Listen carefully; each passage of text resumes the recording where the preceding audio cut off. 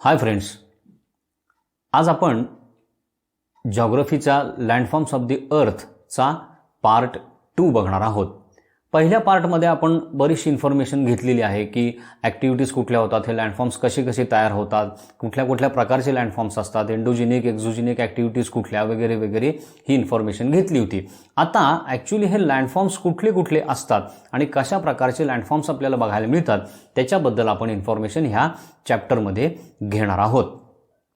त्याच्यातलं पहिलं आहे ते म्हणजे mountains. They occupy 29% of the earth surface. अर्थचा जो टोटल सरफेस आहे त्याच्यापैकी 29% सरफेस हा या माउंटन्सनी कव्हर केलेला आहे. They R naturally elevated large masses of land. हे काय आहेत माउंटन? आपण कशाला म्हणतो? जो लँडमास ग्राउंड सरफेसपेक्षा जास्त एलिव्हेट झालेला असतो त्याला आपण म्हणतो माउंटन्स, म्हणजे त्यांची हाईट ग्राउंड लेवलपेक्षा जास्त असते. They have a small summit and a broad base. Summit म्हणजे काय? त्याचा वरचा पोर्शन किंवा शिखर ज्याला आपण म्हणतो ते एकदम छोटं असतं, पण ब्रेस त्याचा काय असतो? ब्रॉड असतो. म्हणजे वरच्या बाजूला ते टेपर झालेलं असतं आणि दोन्ही साईडला त्याच्या स्लोप्स तयार झालेले असतात. Considerably higher than surrounding area. त्याच्या आजूबाजूचा जो एरिया असतो त्याच्यापेक्षा ह्याची हाईट माउंटन्सची ही खूप उंच असते. They may have a sharp peak or a rounded peak. दोन प्रकारची पीक आपल्याला बघायला मिळतात. बघा, हिमालयन रेंजेसचा जर तुम्ही फोटो बघितला किंवा शेजारच्या पिक्चरमध्ये तुम्हाला काही माउंटेन्सची चित्र दाखवलेली आहेत, त्याच्यातले काही जे माउंटन्स आहेत त्यांचं पीक एकदम शार्प असतं, टोक असतं त्याला वरती, आणि काही ठिकाणी तुम्हाला असं फ्लॅट किंवा राऊंडेड पीक झालेलं दिसत असतं. Peaks covered with snow called snow cap. काही ठिकाणी तुम्हाला त्या पीकवरती अँडीज आहे, हिमालयज आहे किंवा असे काही एकदम हायेस्ट माउंटेन्स आहेत, त्याच्या टोकावरती किंवा वरच्या बाजूला तुम्हाला स्नो कव्हर दिसतं, त्याला म्हटलं जातं स्नो कॅप्स. पलीकडच्या पिक्चरमध्ये एक माउंटन दाखवलेलं आहे बघा, बाकी ठिकाणी तुम्हाला स्नो दिसत नाहीये पण त्याच्या टॉपला स्नोचं कव्हर दिसतंय, that is called snow cap. Rivers of ice known as glaciers flow from snow caps to down slopes of mountain. आता हे जे वरचं जे स्नो असतं हे काय होत असतं? हळूहळू त्या स्लोपवरनं खाली खाली फ्लो व्हायला सुरुवात होते. त्यांना म्हणलं जातं रिव्हर्स ऑफ आईस किंवा आपण जॉग्रफिकल लँग्वेजमध्ये त्यांना म्हणतो ग्लेशियर्स. त्या काय होतात? त्या माउंटनच्या स्लोपवरनं हळूहळू खाली फ्लो व्हायला लागतात. तिथं दोन पिक्चर दाखवलेले आहेत बघा तुम्हाला. एकामध्ये ते ग्लेशियर तुम्हाला ब्ल्यू कलरचा आईस स्नो जे आहे ते फ्लो होताना दिसते. त्याच्या शेजारच्या पिक्चरमध्ये दोन माउंटन्सच्या मधनं ते व्हाईट कलरचं स्नो खाली फ्लो होताना दिसते. They are called glaciers. Some mountains are located under the sea and cannot be seen. आता ओशनच्या बॉटमला सुद्धा ह्यूज माउंटन्स आपल्याला बघायला मिळतात. म्हणजे त्यातले काही माउंटन्स जे आहेत ते आपल्या हिमालय किंवा एव्हरेस्ट जे टॉपमोस्ट पीक आहे वर्ल्डमधलं त्याच्यापेक्षा सुद्धा हाईटला जास्त आहेत. त्याचं बेस्ट एक्झाम्पल कुठलं आहे? Mauna Kea Hawaii in Pacific Ocean is under sea mountain. Pacific ओशनमध्ये हवाई जी बेटं आहेत किंवा आयलंड्स आहेत त्याच्या शेजारी माउना किया म्हणून एक माउंटन आहे जो टोटली अंडर द सी आहे. वरती त्याचा पोर्शन आपल्याला फार थोडा दिसतो पण त्याची खाली ओशनमध्ये हाईट प्रचंड आहे. बघा, तिथं शेजारच्या पिक्चरमध्ये तुम्हाला दाखवलेलं आहे माउना कियाची जर हाईट ओशन बॉटमपासून जर हाईट मोजली त्याची तर ती 10,203 मीटर्स इतकी त्याची हाईट आहे. अगेन्स्ट दॅट एव्हरेस्ट जे आपण वर्ल्ड्स लार्जेस्ट किंवा हायेस्ट पीक म्हणतो त्याची हाईट किती आहे? 8,850 मीटर्स. म्हणजे हा माउना किया हा जो माउंटन आहे हा आपल्या हिमालयापेक्षा सुद्धा मोर दॅन 2,000 एवढा हाईटला जास्त आहे. Some mountains have steep slopes, some have gentle slopes. हे तुम्ही बघितलेलं असतं. काही माउंटन्स जे असतात त्याला एकदम स्टीप स्लोप असतो आणि काही ठिकाणी एकदम असा जेंटल स्लोप दिसून येतं. हे वेगवेगळे फीचर्स आपल्याला माउंटन्समध्ये बघायला मिळतात. They are generally formed in long chains called ranges. आता हे जे माउंटन्स असतात बऱ्यापैकी तुम्ही जर बघितलं तर ह्याची एक अशी चेन तुम्हाला तयार झालेली असतात, म्हणजे ते एकमेकाला कनेक्टेड असतात आणि त्याला काय म्हटलं जातं? Ranges which cover hundreds of kilometres. म्हणजे एक माउंटन जर तुम्ही बघितला, फॉर एक्झाम्पल सह्याद्री रेंजेस जर आपण बघितल्या तर एवढी त्याची लेंथ आहे मोठीच्या मोठी. म्हणजे महाराष्ट्र क्रॉस करून कर्नाटक तमिळनाडूपर्यंत ते सह्याद्री रेंजेस ह्या पसरलेल्या आहेत. हिमालयन रेंजेस तशाच आहेत. नॉर्थ साईड जो आपला आहे वरची बाजू जी आहे इंडियाची, काश्मीर वगैरे, त्याच्या वरच्या बाजूला किंवा त्याच्या शेजारचा जो पार्ट आहे वेस्टर्न साईड तिथं पूर्ण तुम्हाला ते हिमालय रेंजेस बघायला मिळतात. पिक्चर खाली दोन दाखवलेले बघा, एकामध्ये सह्याद्री रेंजेस तुम्हाला दिसत आहेत, लांबच्या लांब अशा त्या रेंजेस पसरलेले असतात आणि दुसऱ्या पिक्चरमध्ये हिमालयन रेंजेस तुम्हाला दाखवलेले आहेत. So they cover hundreds of kilometres. Himalayan mountain range world's highest mountain range. Himalayan mountain range जी आहे ही वर्ल्डमधली हायेस्ट माउंटन रेंज समजली जाते, कारण तिथं जे माउंट एव्हरेस्ट आहे that is the highest mountain peak in the world located in Himalayas in Nepal. लक्षात आलं, म्हणजे भारत, इंडिया आणि नेपाळ ह्याच्या बॉर्डरवरती तुम्हाला हा हिमालय बघायला मिळतो आणि त्याच्यातलं हायेस्ट पीक कुठलं आहे तर ते माउंट एव्हरेस्ट आहे. So this Himalayan mountain range is considered the highest mountain range in the world. आता हे जे माउंटन्स आहेत ह्याचे त्याच्या फॉर्मेशनवरनं 4 टाइप्स पडतात. Based on mode of formation mountains are classified into 4 types. कुठले कुठले आहेत? Fold mountains, volcanic mountains, residual mountains आणि ब्लॉक माउंटन्स. आता ह्याच्यातला एक एक पार्ट आपण थोडासा डिटेलमध्ये बघूया. Fold mountains. फोल्ड माउंटन्स म्हणजे काय? They are formed when layers of sediments subjected to forces of compression and forms series of folds. बघा, तुम्ही जर एखादं टेबल क्लॉथ टेबलवर पसरलेलं असेल आणि दोन्ही बाजूला 2 हात ठेवून जर दोन्ही हात त्या टेबल क्लॉथला ओढत जवळ आणले तर त्या टेबल क्लॉथवरती फोल्ड्स तयार होतात. सेम वेनी ज्यावेळी अर्थच्या सरफेसवरती काही फोर्सेसमुळं मधली जी लँड जी आहे किंवा जो प्लेन सरफेस आहे हा कॉम्प्रेस होतो त्यावेळी त्याच्यामध्ये हे फोल्ड्स तयार होतात. शेजारच्या पिक्चरमध्ये तुम्हाला दिसतं येते. ह्याच्यातले जे अपफोल्ड्स आहेत they are called anticline forms mountain. जे फोल्ड्स वरती येतात त्यांना अँटिक्लाइन म्हणलं जातं आणि त्याच्यापासून माउंटन्स तयार होतात. आणि डाऊनफोल्ड जे असतात ज्याला सिन्क्लाइन म्हणलं जातं दे फॉर्म व्हॅलीज. म्हणजे अपफोल्डनी माउंटन तयार होतो, त्याच्या शेजारी जो सिन्क्लाइन आहे त्याची व्हॅली तयार होते. शेजारच्या पिक्चरमध्ये तुम्हाला त्याची क्लिअर कट आयडिया दाखवलेली आहे. बघा, अँटिक्लाइन्स दिसत आहेत. 2 अँटिक्लाइन्सच्या मधला जो लोअर्ड पोर्शन आहे दॅट इज सिन्क्लाइन. आता हे फोल्ड माउंटन्स आहे त्याचे 2 टाईप बघतात. ओल्ड फोल्ड माउंटन्स आणि यंग फोल्ड माउंटन्स किंवा ज्याला न्यू फोल्ड माउंटन्स असंही म्हणतात. दोन्हीची पिक्चर तुम्हाला शेजारी दाखवली बघा. त्या ओल्ड फोल्ड माउंटन्समध्ये तुम्हाला असे फोल्ड पडलेले दिसत आहेत आणि त्याच्या शेजारीच यंग फोल्ड माउंटन सुद्धा तुम्हाला दाखवलेला आहे. Old fold mountains are formed millions of years of ago. हे जे ओल्ड फोल्ड माउंटन्स आहेत हे विदिन अ डे तयार होत नाहीत, कारण ही जी मुवमेंट असते ग्राउंडची ही अत्यंत स्लो असते. त्यामुळे it takes billions years to form. लक्षात आलं. तिथं काही एक्झाम्पल्स तुम्हाला दाखवलेत बघा. Aravallis in India, Urals in Russia, त्याच्यानंतर ॲपॅलॅचियन्स इन नॉर्थ अमेरिका. हे जे सगळे माउंटन्स आहेत they R old fold mountains. Old का? कारण ते बिलियन्स ऑफ इयर्स ॲगो हे तयार झालेले माउंटन्स आहेत.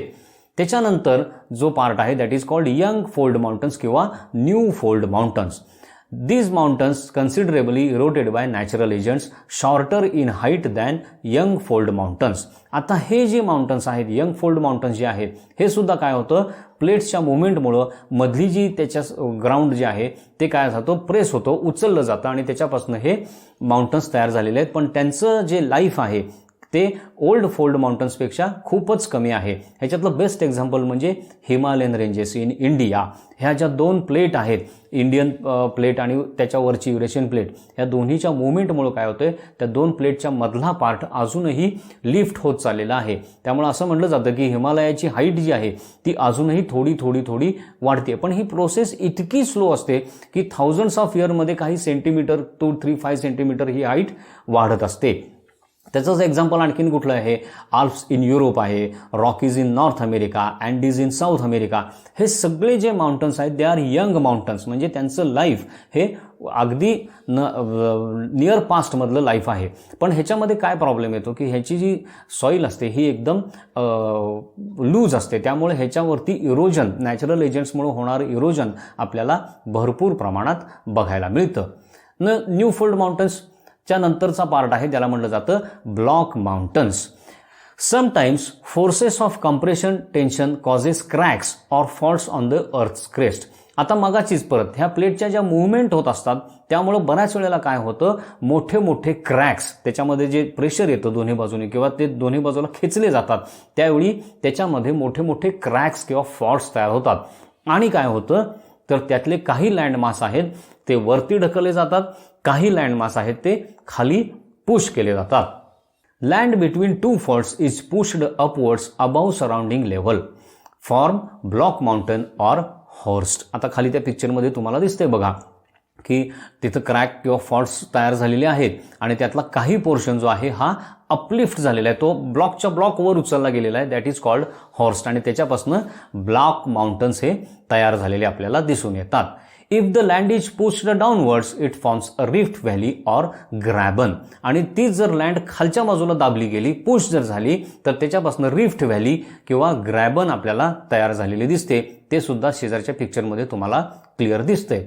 तर Vindhya and Satpura in India are block mountains. आपल्या इंडियामध्ये विंध्य माउंटन जो आहे किंवा सातपुरा रेंजेस जे आहेत they are best example of this block mountains. River Narmada flows through rift valley between these two mountains. हे जे दोन माउंटेन्स आहेत ह्याच्यामध्ये जी रिफ्ट व्हॅली तयार झालेली आहे बघा, दोन साईडचे पोर्शन उचलले गेले, त्याचे माउंटन्स तयार झाले, मधला पोर्शन खाली दाबला गेला, त्याची रिफ्ट व्हॅली तयार झाली आणि त्या व्हॅलीमधनं ही नर्मदा रिव्हर जी आहे इंडियातली ही फ्लो होते. तिथं दोन्ही पिक्चर्स तुम्हाला दिसत आहेत बघा. एका पिक्चरमध्ये दोन माउंटेन्सच्या मधली जी व्हॅली आहे, जो डीप पोर्शन आहे, त्याच्यातनं नर्मदा फ्लो होताना दिसते आणि दुसऱ्या बाजूला तुम्हाला त्याच्या हिल रेंजेस तुम्हाला दिसत आहेत. Rhine Valley in Europe is a rift valley with two block mountains, Vosges and Black Forest on each side. आता युरोपमधली जी राईन व्हॅली जी म्हणली जाते, जी खूप फेमस आहे, तिथं वेगवेगळे हॉर्टिकल्चर्स तुम्हाला बघायला मिळतात किंवा अट्रॅक्टिव्ह टुरिस्ट स्पॉट आहेत, एकदम बेस्ट स्पॉट आहे. ही जी राईन व्हॅली आहे त्याच्या दोन साईडला दोन ब्लॉक माउंटन्स आहेत. एका बाजूला वॉसगेस आहे आणि दुसऱ्या बाजूला ब्लॅक फॉरेस्ट आहे. त्याची सुद्धा पिक्चर्स खाली तुम्हाला दिसत आहेत. तर ही दोन एक्झाम्पल्स ही लक्षात ठेवा, ब्लॉक माउंटन्सची आणि रिफ्ट व्हॅलीची. आता त्याच्या पुढचा पार्ट येतो, that is called volcanic mountains. Volcanic mountains ह्याच्यावरूनच तुम्हाला लक्षात येईल की व्होल्कॅनोज इरप्शनमुळे फॉर्म झालेले जे माउंटन्स आहेत they are called volcanic mountains. They are formed when hot molten lava erupts from vents on the earth's surface. ज्यावेळी पृथ्वीच्या पोटातला हॉट मोल्टन लाव्हा जो आहे तो ज्यावेळी व्हेंटमधनं इरप्ट होऊन अर्थ सरफेसवरती येतो आणि त्याचे जे एकमेकांवर लेयर्स तयार होऊन जे एक पीक तयार होतं that is called volcanic mountain. Lava with dust, ashes, liquid mud accumulates around vent in layers. त्याच्यातनं बाहेर पडणारं जे काय मटेरियल आहे ते त्या व्हेंटच्या साईडला काय होतं, सगळं कलेक्ट होतं आणि त्याचे एकमेकांवरती लेयर्स तयार होऊन तिथं ग्राउंड लेवलची हाईट वाढत जाते. Layers eventually cool solidify to form volcanic mountains. हे जे लेयर्स आहेत लाव्हाचे किंवा लिक्विड मडचे, डस्टचे, ॲसेसचे, हे काय होतात, eventually over the period of time हळूहळू कूल होत जातात. पुन्हा दुसरा इरप्शन येतं, पुन्हा त्याच्यावर लाव्हा पडतो, पुन्हा तो कूल होतो. असं एकमेकांवरती लेयर तयार होत होत होत हा व्होल्कॅनिक माउंटन तयार झालेला असतो. इथं ह्या साईडच्या पिक्चरमध्ये तुम्हाला काही एक्झाम्पल्स दिसत आहेत बघा. माउंट फुजियामा इन जपान आहे, mount Vesuvius in Italy, mount Kilimanjaro in Africa. हे जे सगळे माउंटन्स आहेत हे व्होल्कॅनिक इरप्शन्समधनं तयार झालेले आहेत. त्या माउंट वेसुवियसच्या पिक्चरमध्ये तुम्हाला सेंटरला होल दिसते, क्रेटर किंवा ते व्हेंट, त्याला क्रेटर म्हणतात. त्याच्यातनं हा लावा बाहेर येऊन हे लेयर्स तयार झालेले असतात. The largest volcano in solar system is Olympus Mons on planet Mars. आपली जी सोलर सिस्टीम आहे त्याच्यातला मार्स हा जो आपला प्लॅनेट आहे त्या प्लॅनेटवरती सगळ्यात मोठा volcanic mountain, highest volcanic mountain आपल्याला बघायला मिळतो, that is name Olympus Mons. It is about 2.5 times the height of Mount Everest. Mount एव्हरेस्टची आपण मगाशी हाईट बघितली 8,000 सम मीटर्स, तर त्याच्या जवळजवळ 2.5 टाइम्स हा माउंट जो आहे ऑलिम्पस मॉनस हा ह्याची हाईट आपल्याला तेवढी मोठी, म्हणजे किती हाईट असेल बघा तुम्ही. एव्हरेस्ट हे आहे हे वर्ल्डमधलं हायेस्ट पीक समजलं जातं, तर त्याच्यापेक्षा 2.5 टाइम्स हायर, म्हणजे it is a highest mountain in our solar system. दोन्ही जी पिक्चर्स तुम्हाला शेजारी तिथं दाखवलेले आहेत बघा. ऑलिम्पस मॉनसचं पण दिसतंय आणि त्याच्या शेजारीच माउंट एव्हरेस्टचं पण पिक्चर दिसतंय. आता दुसरा प्रकार आहे that is called residual mountains. पुन्हा तेच रेसिड्यू म्हणजे जे लेफ्ट ओव्हर मटेरियल असतं त्याच्यापासून तयार झालेले mountains. Continuous erosion of old fold mountains, block mountains और volcanic mountains over years form residual mountains. आता हे जे पहिले आपण जे काही पार्ट बघितले, ओल्ड फोल्ड माउंटन्स बघितले, ब्लॉक माउंटन्स, व्होल्कॅनिक माउंटन्स, ह्यांचं कंटिन्युअस इरोजन होतं आणि जो काही रेसिड्यू मागं राहतो त्यांची हाईट त्यांच्यापेक्षा कमी असते, they are called residual mountains. ह्याचे एक्झाम्पल कुठलं, best example is Mount Monadnock in USA.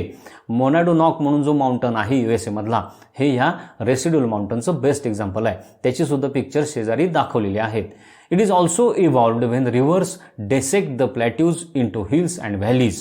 आता बघा, एखाद्या प्लॅट्यूवरनं रिव्हर जात असते, त्या रिव्हरच्या फ्लोमुळे काय होतं, त्या पार्टमध्ये त्या प्लॅट्यूचं इरोजन होतं आणि तो मधनं कट होत जातो आणि त्याच्यामुळे जे हिल्स आणि व्हॅलीज तयार होतात they are also called residual mountains. For example highlands of Scotland and Scandinavia. शेजारच्या पिक्चरमध्ये तुम्हाला दिसतंय बघा, एका साईडला स्कॅन्डिनेव्हियन हायलँड्स तुम्हाला दाखवलेले आहेत, त्याच्यामध्ये तुम्हाला सगळं पाणी दिसतंय आणि मध्ये मध्ये फक्त माउंटन्स दिसत आहेत. पण ते माउंटन्स कसे तयार झालेले आहेत, तो फ्लो ऑफ वॉटर जो आहे त्यांनी त्याची मधली जी सगळी ग्राउंड आहे ही इरोड करून टाकलेली आहे आणि त्यामुळे ते फक्त माउंटन पीक्सवरती तुम्हाला उभी राहिलेली दिसतात. आता माउंटनचा इम्पॉर्टन्स काय आहे? They are useful to mankind in following ways. कुठल्या कुठल्या प्रकारे आपल्याला माउंटन्स युजफुल आहेत? Sources of glaciers and perennial rivers. सगळ्यात महत्त्वाचं काय, हे जे माउंटन्स आहेत इथं वरती जे स्नो आहे हे स्नो मेल्ट होऊन ज्या पेरेनियल रिव्हर्स आहेत, ज्या ह्याच्यावरच्या रिव्हर्स आहेत त्यांना कंटिन्युअस वॉटर सप्लाय तिथनं होत असतो. ग्लेशियर्स ज्या असतात त्या मेल्ट होत असतात, त्याच्यातनं वॉटर सप्लाय खाली मिळत असतो. Reverse provide water for irrigation and power generation. आणि ह्या ज्या रिव्हर्स आहेत ह्या ज्यावेळी प्लेन्सवरती येतात त्यावेळी त्या आपल्याला वॉटर सप्लाय, इरिगेशनसाठी, पॉवर जनरेशनसाठी किंवा इतर आपल्या नीड्स फुलफिल करण्यासाठी तो मेजर वॉटर सोर्स आपल्याला अवेलेबल होतो. They are rich source of minerals. ह्या माउंटन्समध्ये प्रचंड प्रमाणात मिनरल रिसोर्स आपल्याला बघायला मिळतात. Home to variety of plants and animals. बघा, मोस्टली माउंटन रेंजेस जे आहेत तिथं तुम्हाला फॉरेस्ट बघायला मिळतं, त्यामुळे इथं बायोडायव्हर्सिटी, प्लांट्स अँड ॲनिमल्स आपल्याला भरपूर प्रमाणात बघायला मिळतात. They provide medicinal herbs, stones for construction and other material also. आता हे जे माउंटन्सवरती जे फॉरेस्ट आहेत तिथं भरपूर प्रमाणात मेडिसिनल हर्ब्स बघायला मिळतात किंवा आपल्याला जो स्टोन लागतो तो तिथनं क्वारीमधनं आपण माउंटन्समधनं मिळवू शकतो. अशा वेगवेगळ्या प्रकारे माउंटन आपल्याला हेल्प करत असतो. River valleys and mountain slopes for cultivation of crops and fruits. River valleys ज्या आहेत ह्या माउंटन्सच्या मधनं ज्या व्हॅलीज तयार झालेल्या आहेत तिथनं ज्या रिव्हर फ्लो होतात त्याच्या साईडचा एरिया हा खूप रिच न्यूट्रिएंटमध्ये असतो. दुसरी गोष्ट, इथलं ॲटमॉस्फिअर जे असतं हे अतिशय चांगलं असतं, पोषक असतं. कशासाठी? ॲग्रिकल्चरल लँडसाठी. किंवा माउंटेन जे स्लोप्स जे आहेत त्याच्यावरती सुद्धा तुम्हाला बरेचसे क्रॉप्स आणि फ्रूट्स. आता काश्मीरमध्ये गेलो तर तिथल्या माउंटेन स्लोपवरतीच आपल्याला ॲपलची गार्डन्स बघायला मिळतात. तर त्या प्रकारे सुद्धा आपल्याला माउंटन्स हेल्प करत असतो. Influence the climate of land in many places. बऱ्याच ठिकाणी ह्या माउंटन्समुळं लँडवरचं जे क्लायमेट आहे ते चेंज होतं. बघा, रेन्स आपल्याला मिळतात that is because of mountains. कारण जे क्लाउड्स तयार होतात वॉटर इव्हॅपोरेशननी, ते क्लाउड्स काय होतात, फ्लो होत किंवा ब्लो होत लँड सर्फेसवरती येतात आणि कुठल्या तरी हिलला ते ऑब्स्ट्रक्ट होतात आणि त्यामुळे तिथं आपल्याला रेन मिळतो. Snow capped peaks and picturesque valley attract tourist. तसंच हे मोठं टुरिस्ट अट्रॅक्शन पण आहे. बघा, माउंट एव्हरेस्टवरती लोक फिरायला जातात, हिमालयामध्ये जातात किंवा आपण माउंटनवरती जी हिल स्टेशन आहे तिथं आपण जात असतो, त्यामुळे हे मोठे टुरिस्ट अट्रॅक्शन्स पण आहेत. They provide locations for adventurous sports such as river rafting, skiing, trekking, rock climbing. हे जे सगळे ॲडव्हेंचरस स्पोर्ट्स आहेत हे सगळे काय होतात, माउंटन्समध्ये घेतले जातात. स्कीइंगसुद्धा तुम्ही बघता आता स्वित्झर्लंडमध्ये किंवा आल्प्सवरती, हिमालयामध्ये वेगवेगळी स्कीइंग ग्राउंड्स आहेत. कारण तिथं स्नो असतं, त्याला स्लोप असतं, त्यामुळे त्याच्यावरनं स्कीइंग करतात लोक. ह्या ज्या रिव्हर्स असतात त्या रिव्हर्सवरती रिव्हर राफ्टिंग करतात, ट्रेकिंगसाठी लोक जातात, रॉक क्लाइम्बिंगसाठी लोक जातात. त्यामुळे हे ॲडव्हेंचरस स्पोर्ट्ससुद्धा तिथं आपल्याला भरपूर प्रमाणात बघायला मिळतात. So this is about landforms of the earth part 2. काय काय ह्याच्यात बघितलं आपण? बेसिकली ह्याच्यामध्ये आपण माउंटन्सचा स्टडी केला. माउंटन्स म्हणजे काय, त्याचे माउंटन्स कसे तयार होतात, त्याचे टाईप्स कुठले कुठले आहेत, fold mountains, block mountains, volcanic mountains, residual mountains. परत त्या फोल्ड माउंटन्सचे टाईप आपण बघितले, ओल्ड आणि न्यू बघितले. त्याच्यानंतर ब्लॉक माउंटन्स आपण स्टडी केले, ब्लॉक माउंटन्समध्ये पण आपण त्याचे पार्ट्स बघितले. त्याच्यानंतर व्हॉल्कॅनिक माउंटन्स म्हणजे काय, रेसिड्युअल माउंटन्स म्हणजे काय, आणि सरते शेवटी ह्याचा इम्पॉर्टन्स माउंटन्सचा आपल्यासाठी काय आहे, हा एवढा पार्ट आपण ह्या पार्ट 2 मध्ये बघितला. ह्याचं सगळं हे स्टडी मटेरियल आपल्या ॲपवरती आणि वेब पोर्टलवरती लोड केलेलं आहे. हे प्रॉपर स्टडी करा, ह्या सगळे टाईप्स, त्याचे इम्पॉर्टन्स हे सगळं व्यवस्थित लक्षात ठेवा आणि दिलेलं क्विज आणि त्याच्यावरचं वर्कशीट सॉल्व करा. So friends, here ends the part 2 of landforms of the earth. Thank you.